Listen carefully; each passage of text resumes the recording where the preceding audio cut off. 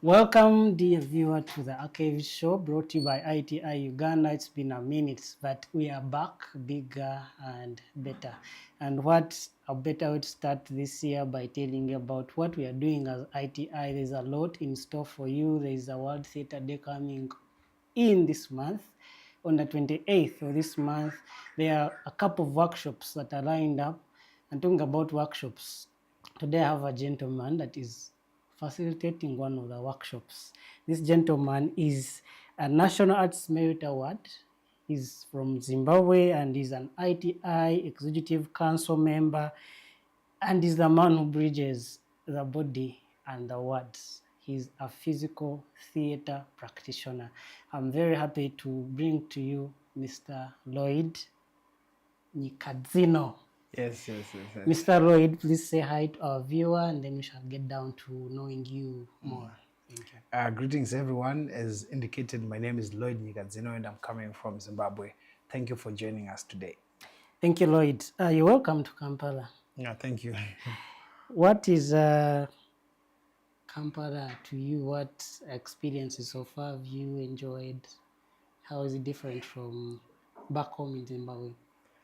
I think Kampala is like home. When I was driving, I was like, it seems also familiar to where I'm coming from. But of course, the warmth of the people, they really make you feel at home, like literally, you feel at home. So I think Kampala has been good to me so far. Awesome. You've been here for 2 days and you're here for a physical theater workshop. Talking about theater, what is theater to you? When someone says theater and you're in your dreams and you wake up and they say, what is theater? What would you tell them? What comes to your mind? Yeah, when you speak of theater, it becomes where I belong, mostly also, especially professionally. This is where we tell our own stories. This is where we are engaging with the community. This is where we're speaking our dreams or into manifestation. This is where we are realizing who we want to be and what we want our communities to be through the craft skills and the gifts that we have embodied or learnt over the years. Beautiful. This same theater has taken you to so many places, New York, Berlin, name it all. How does it feel to be in Uganda for this exchange that we are doing for these last 2 days? I think I've always wanted something that bridges our nations as Africa. You are in East Africa, we're in Southern Africa, and most of the times we are meeting overseas. We are meeting, as you've said, in Europe, in Americas, in Asia, but we never have things that we do as a continent. So being here and being able to offer my experience to emerging and professionals is quite humbling and really something that we should keep on doing and investing in as nations and also as the continent at home.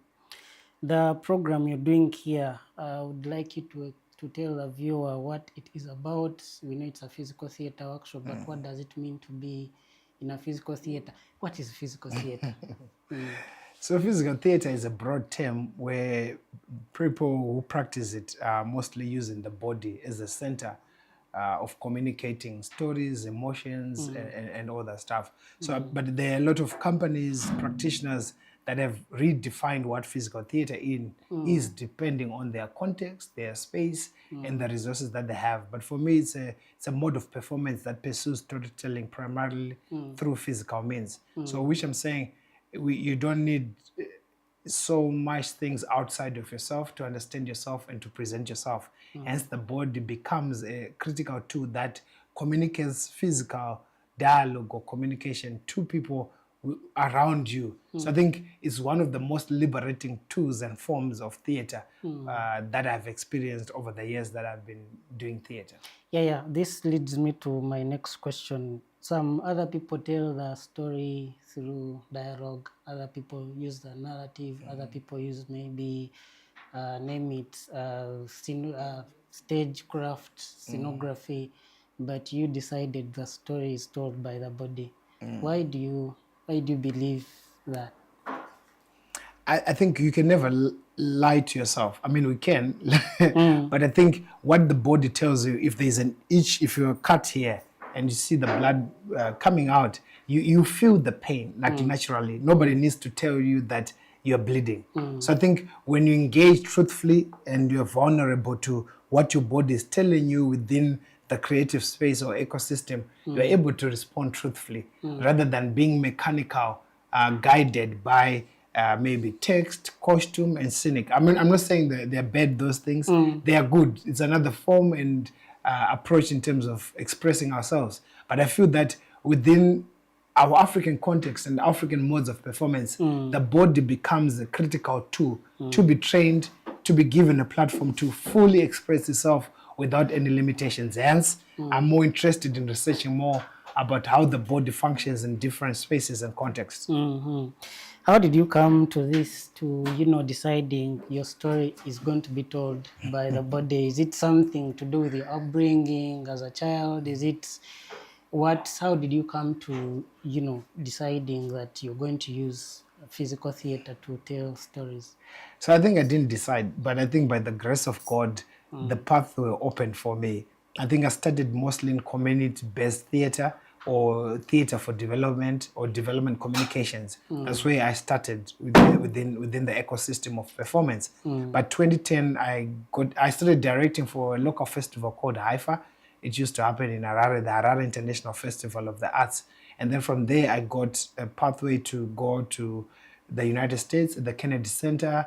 And then from there, Kennedy Center, I went to Del Arte International School of Physical Theater. And then from there, I started the Zimbabwe Theater Academy. So I think God is his way of creating a path in the wilderness and make rivers flow in the desert. So I think that's how I ended up pursuing physical theater. Since now I'd graduated from a physical theater school, started my own physical theater company school, that then became the daily bread for my practice. Thank you. Dear viewer, this is a show brought to you by ITI Uganda. And ITI is an international body that has everybody to do with theater practitioners all over the world, directors like Lloyd, writers, name it, stage managers, everybody is in ITI. So get an opportunity to meet and interact with such people by joining ITI Uganda. You can visit us at the National Theatre second level, and we shall be able to lead you through the process. It's not long, but we need you and you need us out there. Lloyd, talking about ITI, you're an ITI executive, and but you still practice theater in Zimbabwe.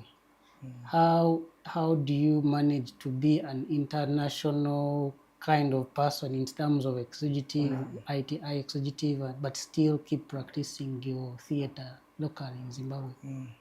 Yeah, I think it's an honor to be as an executive council member of the ITI. Also, thanks to my government who supported me with resources and theater practitioners to be able to attend and to become an executive council member. So I think it is quite open in terms of this approach. Yes, I'm an executive council member, and ITI is made up of practitioners and people who are actually doing work. So what it does allow me to be able to go to other regions, countries, engage in other practices. It's not like I'm stationed in one place. I'm also in charge of the Southern Africa, kind of the African continent region, in terms of seeing what is new trends happening, the challenges, the strength, the opportunities that they have. So I think it does allow me to be able to then to interact with such ecosystems. Like now I'm in Uganda as a practitioner, but also as an executive council member. So I think that's how flexible and fluid it is to be able to engage with various communities. Awesome. Talking about being in Uganda, you've spent 2 days now interacting with Ugandan actors and in that physical theater workshop. Is there something specific about Ugandan actors that you've observed so far in terms of physical theater? Yeah, I mean, firstly, it's the enthusiasm that everyone had in the room to be able to engage with this kind of approach and experience, and which maybe some of them might not have really had an encounter, a professional encounter of physical theater. But again, physical theater, we are redefining it in various terms and other stuff. But basically, it's the theater that we've been practicing. So I think some of them were just bringing awareness to what then physical theater constitutes and how It can be, but it's open to own interpretation and how one then wants to engage with the form or with the term of physical theater. But others justify that every theater is physical. But then maybe this is a strong emphasis when we then package it, our shows, our activities specifically as, and labeling it as physical theater. So I think Ugandan practitioners that I've interacted with have a sense of appreciation of it and eagerness to learn more and to explore what is the realm of physical theater, its limitations and its advantages. Nice. Is there a theme in the physical theater workshop you're doing? Is there something, a goal you are aiming at achieving? Yeah, when we're speaking to the curators who also invited me, including Aganza and the ITI Center from the Uganda, we wanted to explore the issue of migration that is happening all over the globe. So how do we remain relevant to what is happening around the world, even though our genre or our approach might be unique to us? So migration and where we're coming from and where people are going, intercontinent, country, urban, rural migration. So we're trying to explore all these various aspects of migration. What is migration? What are the push and pull factors of migration? What are the limitations of migration to receiving host countries and those that are even sending these people? So yeah, it's quite an interesting exploration of the theme of this word or this experience of migration on the participants and also those that will come and watch. Yeah. Still about the workshop. I know physical theater has embodiment, has transforming yourself into another realm and using your body to really convey emotions. If you could share with us, is there any specific experience you've had with actors you're working with, where you've seen an actor really transform from acting to embodying? Yeah, I think it has been quite interesting to see from first day, on the first day, when people are made aware of what the realm of physical theater is, they become liberated to be able to being themselves rather than embodying the other in a mechanical way. So you're letting go of yourself for the other to manifest. So I've seen the number of people, and through the reflections that we've asked them to write, that they realized where they were and how this thing has transformed them. So it's not a one-day event, but it's also a process of realization, being vulnerable in space, being available in space, being aware of yourself in various contexts. So I think I've seen the transformation. It's already 2 days, but you see the smile, the happiness that are in the people, that at least there is some transformation. Yeah. Thank you for saying that. That's an empowerment to the Ugandan actor. It is very possible to do that. We are recording this podcast. It is through cameras, and we are in a technology-filled world here and there. There's AI.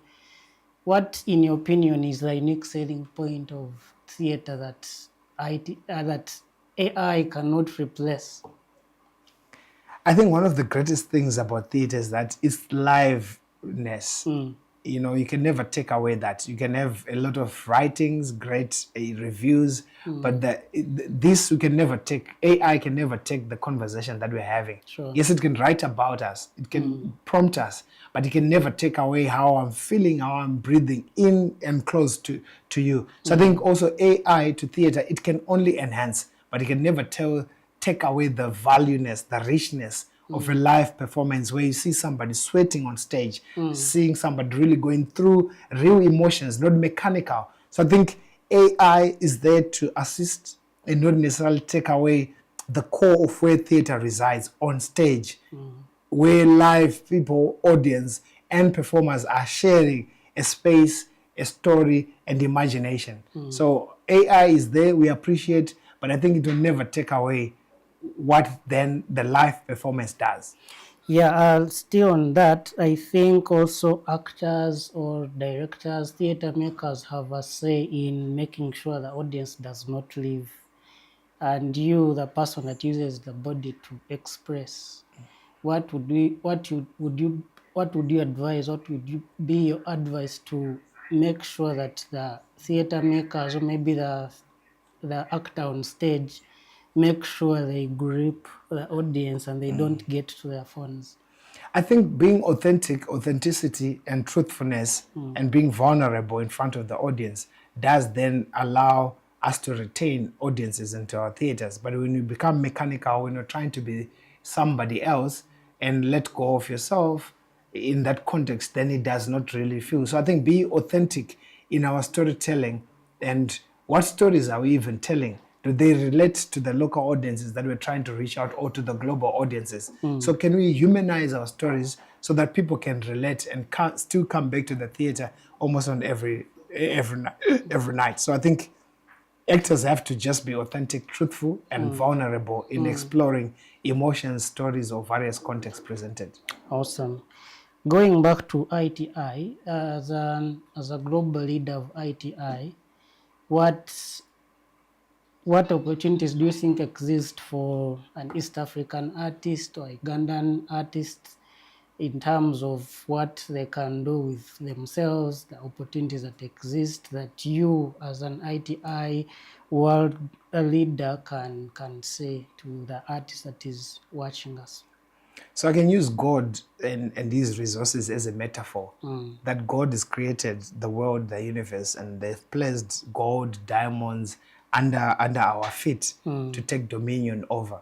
So I think ITI is such a platform where there is a platform for cross collaboration, inter-regional, continental access to performers, to theaters. So what one does, or what one has to do, is to tap into the resources that are already available.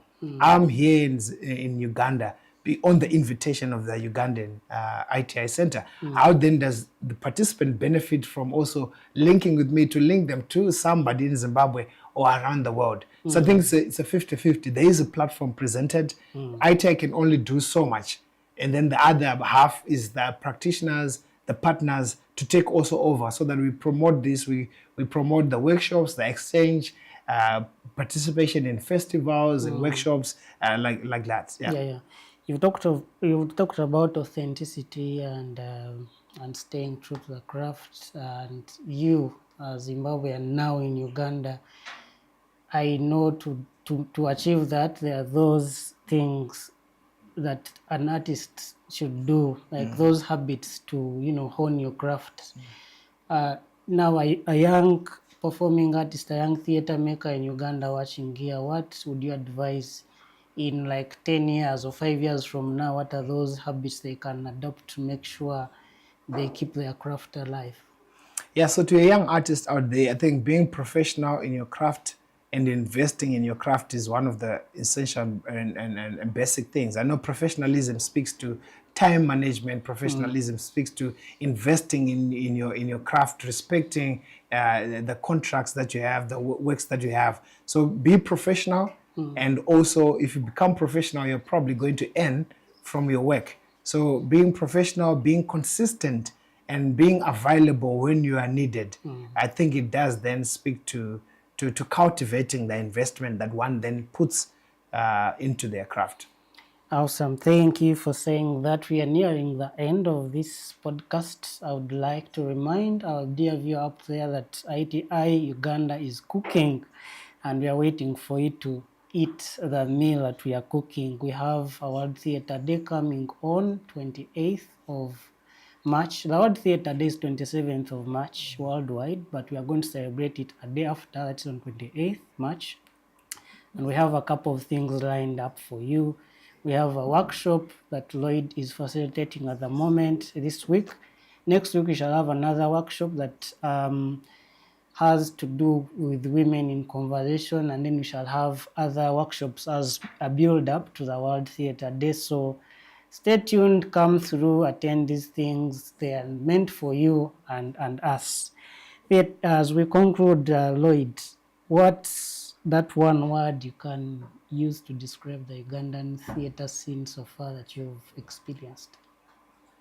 There are a lot of words, but but my favorite has been banange. Banange. Banange. That's a Ugandan phrase, right? Yes. You've learned. And I like the issue of Ubuntu, communityness, being together, and All right. making life together. Have you eaten any Ugandan dishes so far?